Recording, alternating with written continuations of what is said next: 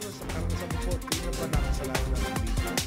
Media educators are warning calls to defend press freedom. This corruption in media won't reduce to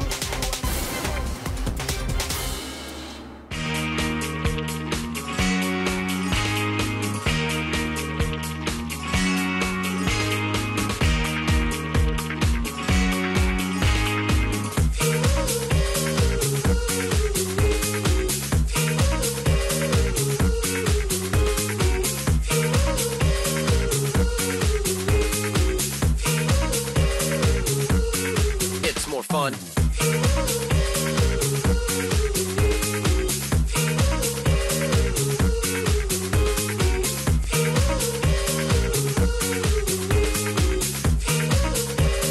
It's more fun in the Philippines.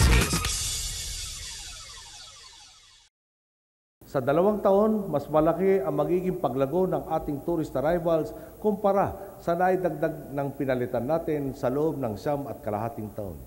Hindi po tayo nagtataas ng mangkok. Nagsasabi lang po tayo ng totoo. Pero hindi po nakontento rito si Secretary Mon Jimenez.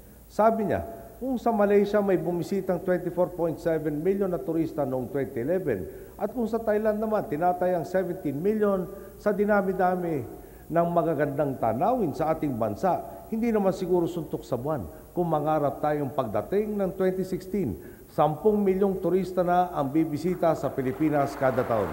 Masasabi nga po natin pagdating sa turismo, it's really fun to have Secretary Mon Jimenez as our Secretary. You're watching News Cafe on the Solar News Channel. Today we're joined by, I'll give you 3 guesses.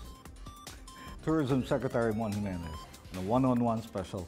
Secretary, thanks for joining us. It's more fun to have you here, like the President said. Thank you. I'm glad I'm here.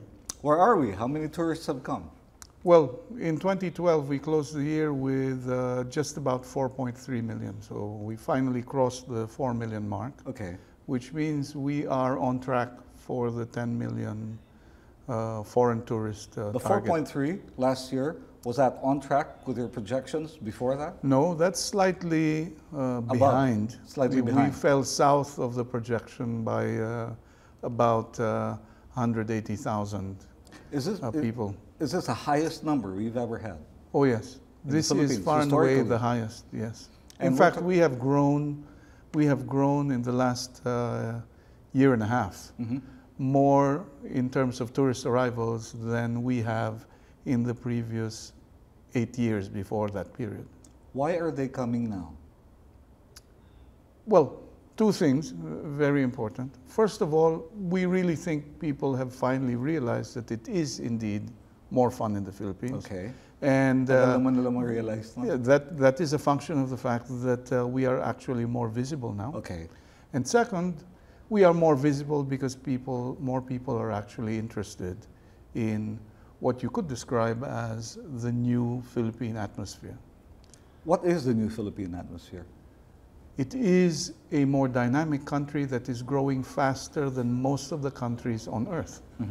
And you're bound to catch some attention when you're growing in an environment where the rest of the world is actually shrinking economically. You can feel it. No? You can feel the movement. You can feel the growth on the streets. You can see it. No? There are a lot of new cars. People are investing. People are letting go of their money. Yes. There are 2 movements that I've been seeing. Foreigners coming in, and Filipinos are starting to move around as well. In fact, I think in a very recent speech, the President himself pointed out, our original target for domestic travel. When you say domestic travel, you mean domestic travelers account for 2 trips, so times 2 every time. Okay. Our original target for 2016 was 35.5 million domestic travelers. We hit 37.5 million in 2011, and when the final numbers come in for 2012, I think we will be just a little north of 40 million travelers a year. Local awareness? When you say domestic travel, that means people traveling within the Philippines. So that includes foreigners who arrived in the Philippines and go traveling domestically to areas like Bohol, Cebu, etc. And you know, every time I look at a website or go to the web, look for a place to go, there's always a new place to go to. Yes. People are developing places. Well, Jing, we have 7,107 islands. You know, so yes, there will probably be new places to go to for a very long time. Your projections 2016 are for 10 million. Are Yes. those still your projections today? Yes, I'm, you know, the president keeps ribbing me about sandbagging. But what people have to understand is, with respect to foreign arrivals, 98.5% of all travel to the Philippines is by air. Mm-hmm. We're right in the middle of in the middle of the ocean. Of the ocean. So you actually have to count a room night in the Philippines to be counted as a tourist. Okay. We are not part of a contiguous landmass where people simply cross a border Pass through. and they're already traveling to a different country. Yeah. The Philippines has to be a purposive, deliberate decision. Destination. Yeah.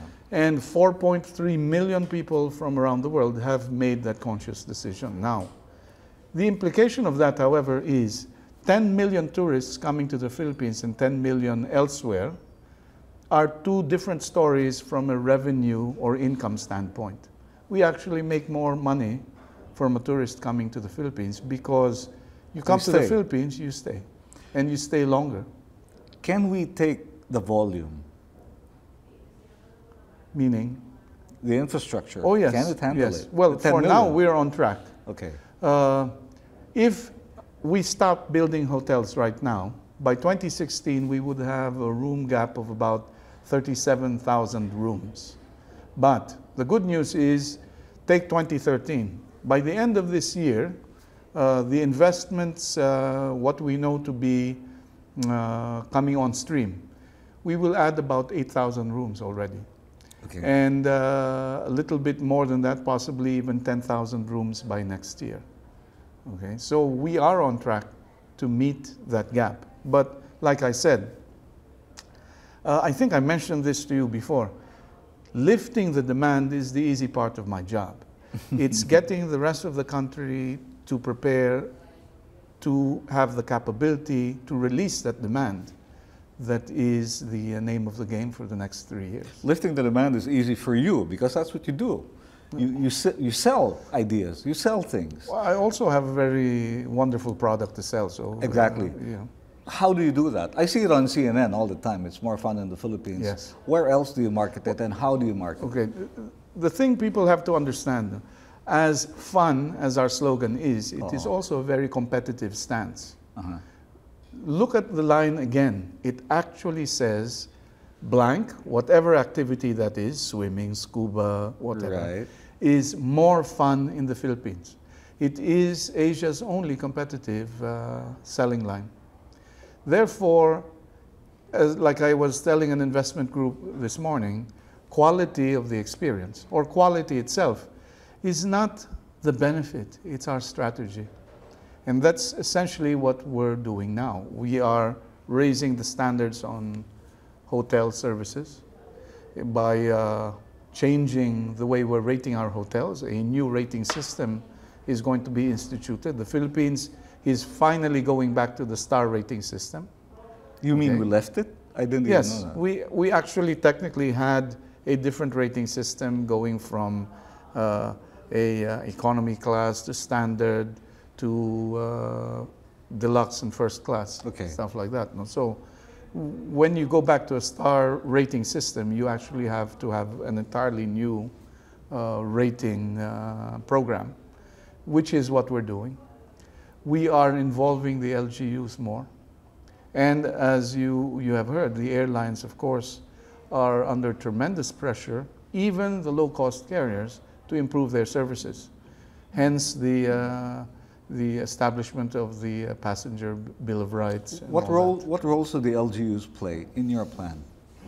Well, the LGUs are very important because they are on the ground. If the local governments do not cooperate, there's no tourism.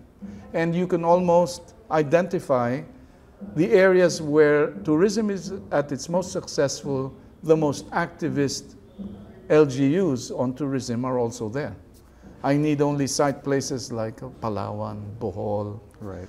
Cebu, Kamsur, etc. It doesn't happen unless the people on the ground are buying into it. What's the experience? Why are people coming back? Are first-timers coming back?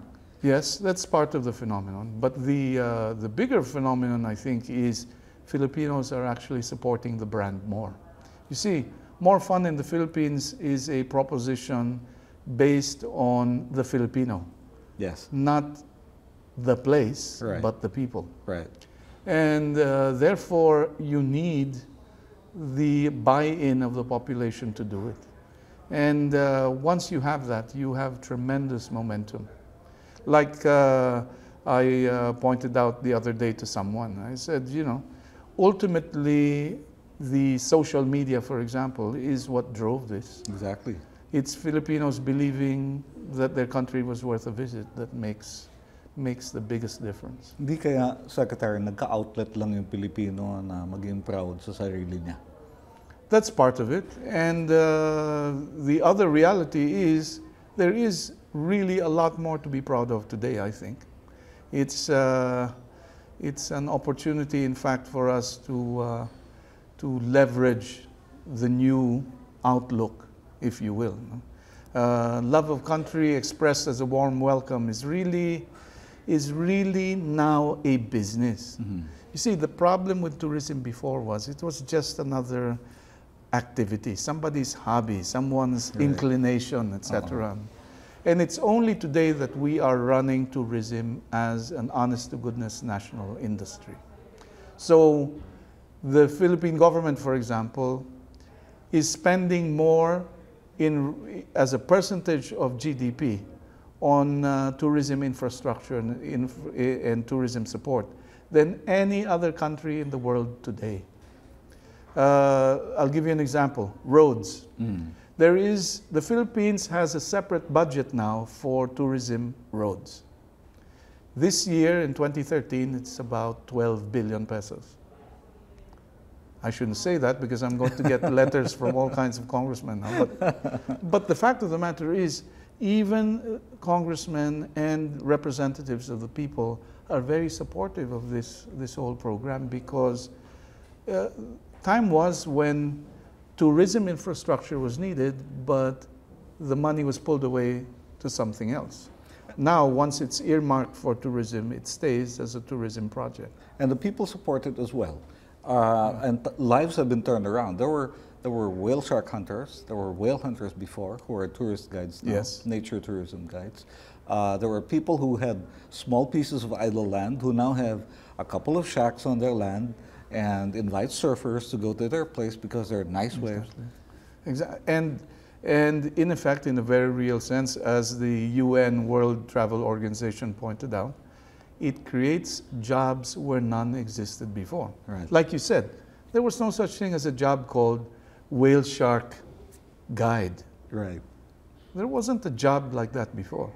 There wasn't a thing like underground river guide or boatman. There was no such job before. Jobs and opportunities. We'll take a short break. News Cafe will return after these reminders. Don't go away.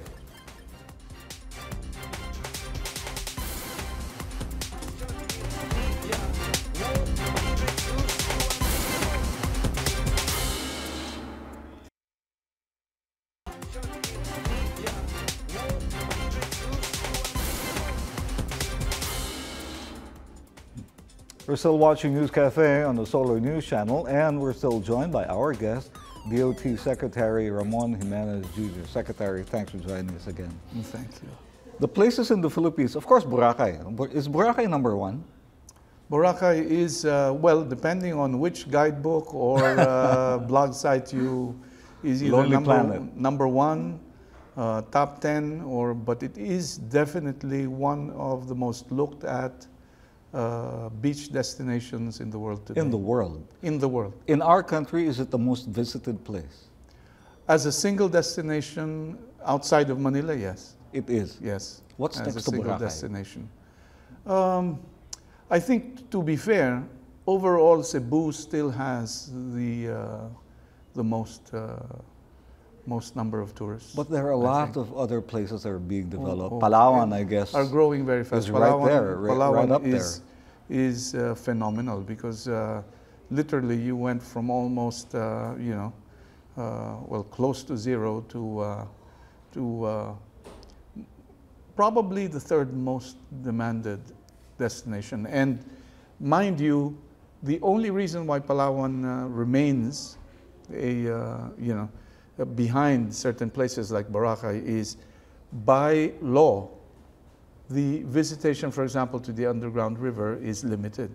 So the job in Palawan is to expand the range of options you have while you're waiting to see the underground river. Why is it limited, Secretary? Because To preserve it. yes, we have a self-imposed limit of 900 visits a day. Okay. Because the underground river is protected under our ecological tourism scheme. It is also a UNESCO World Heritage Site, and it is officially now one of the new Eight wonders of nature. How do you book a trip You to go the underground on river? you go on a website called ppur.com.gov and you book. You will see how many slots are still available, and just as a safeguard, no one can book more than 10 places at a time. So there's no other way. You can go to the underground river. No, not really. I think, to be fair, on the off season, you can probably take a chance and be Walk in. walk in if there is a slot, but I wouldn't recommend it. Oh yeah, because I suggest you people go to go the around all website. the time, Yes. even in the rainy season. But there is a lot more to see than just the underground river. You know, Puerto Princesa itself is a treasure of culture. There are a lot of other natural wonders if you drive around just the immediate area. It's different. You see, Palawan sits on a different continental shelf than the rest of the Philippines. So geologically, it is very different. It is very There's a different. lot of limestone. You have cliffs that drop about 140 feet down into the ocean, and stuff like that. So it is an incredible place.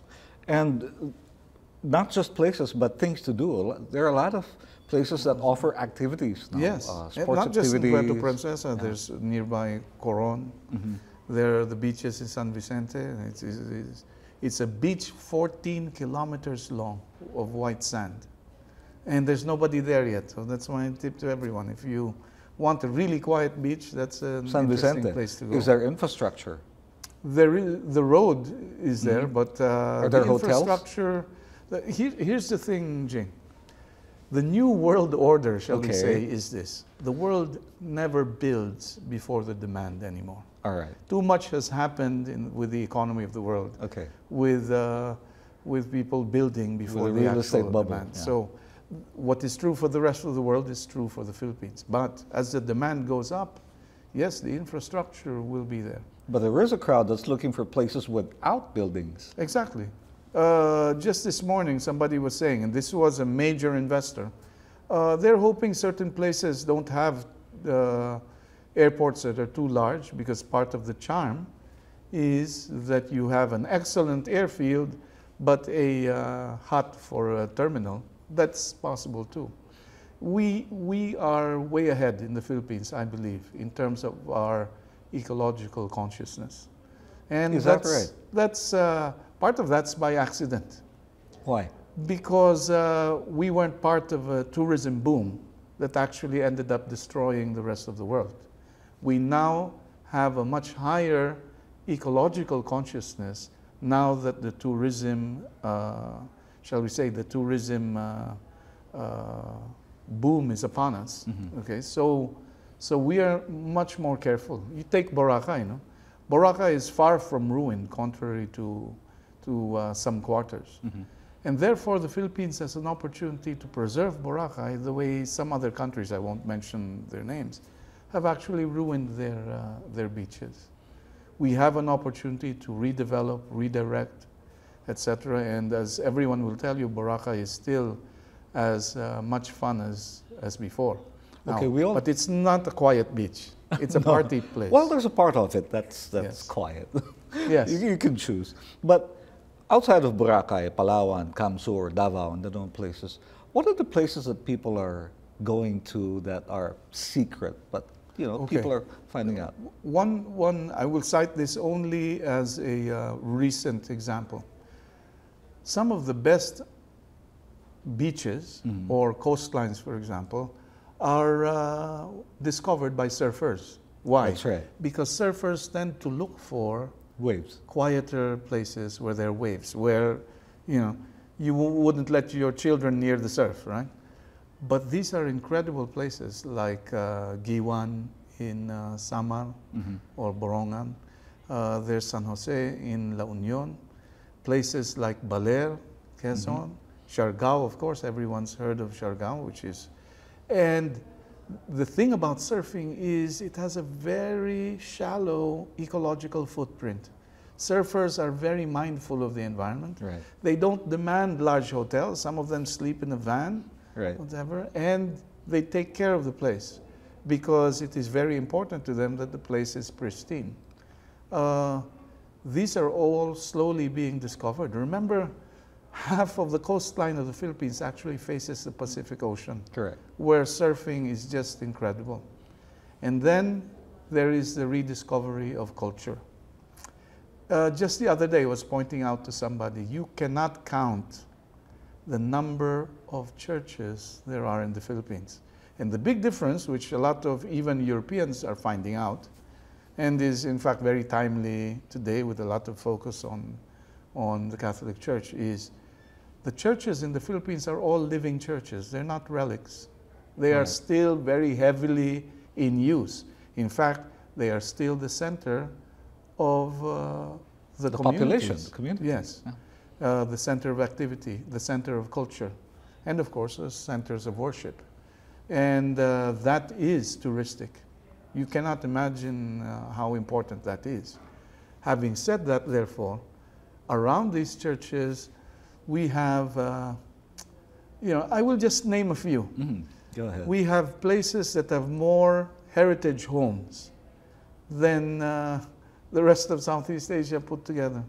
You have Iloilo, Bacolod, Liliu, Mahayhay, Davao, Manila, of course. Places, like I said, in Laguna, in Batangas, Taal, etc., Cavite. These are incredible places, some of which will take just a little sprucing up, and they're in business. No? So the proposition that tourism can actually be turned into everyone's business, or the people's business, as the president would put it, is very real. What we have to do is to create the infrastructure to lead to these places, and of course the demand that will help us sustain these areas. Is there a one-stop shop? Can I call the DOT and ask, saan ba ako pwede pumunta? Meron akong 10,000 pesos and I have 4 free days. Where can I go? Oh yes, you can call up the DOT, but the better, which is your analog past is showing. The better way to do it without having to go on the web. the phone is to go on itsmorefuninthephilippines.com. Okay. And you can plan your itinerary from there. All your questions will be answered from there. What's the kind of tourist that's going around, local tourist, that's going around today, Secretary? Local tourists? Well, this is the interesting thing. We used to agonize over how we would share wealth in the countryside. And now, like I said, we are doing so, Mega Manila especially, is doing so rather cheerfully, because the average tourist is actually probably even lower middle class. They are differentiated only by the number of times they do it. Okay. The lower middle class will probably plan at least one domestic trip a year. A year. Not all of it will involve a plane ride. Okay. The hopelessly central middle class group will probably do it twice, maybe even thrice a year. Okay.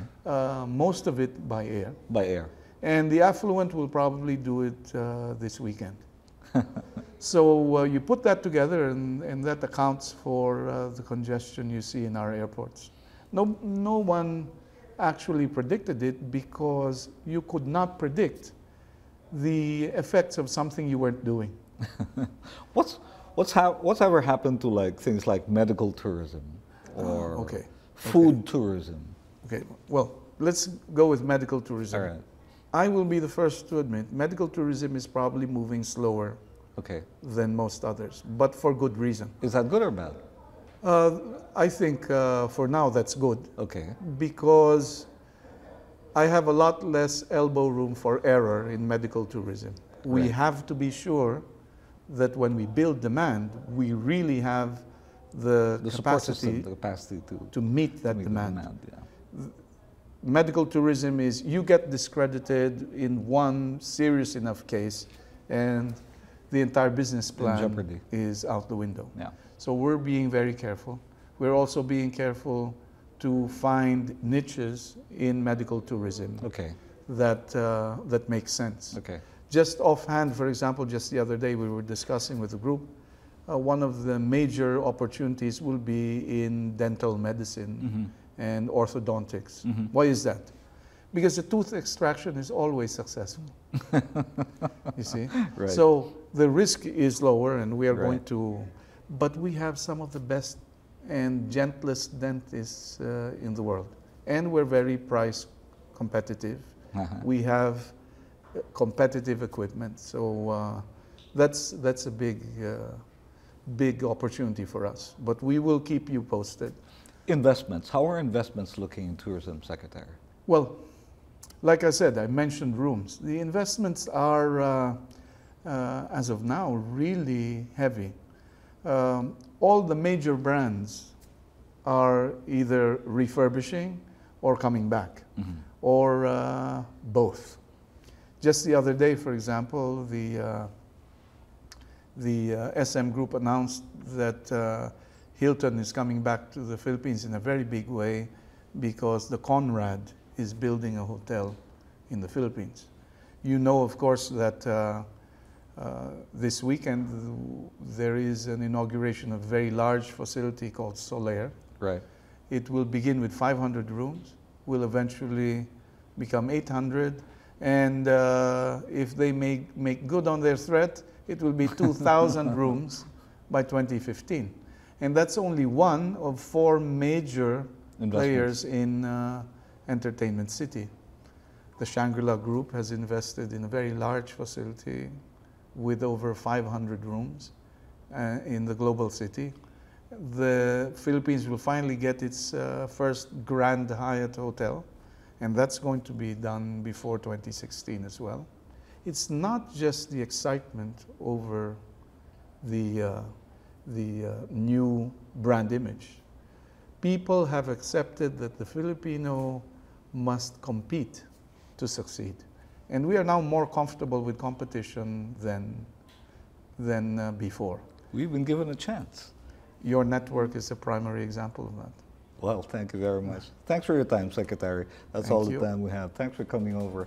Unfortunately, that's all the time we have for today. But tune in as Secretary Jimenez will stay on for part 2 of our special one-on-one interview right here on the news channel, Solar News Channel on News Cafe. I'm Jing Salamat po.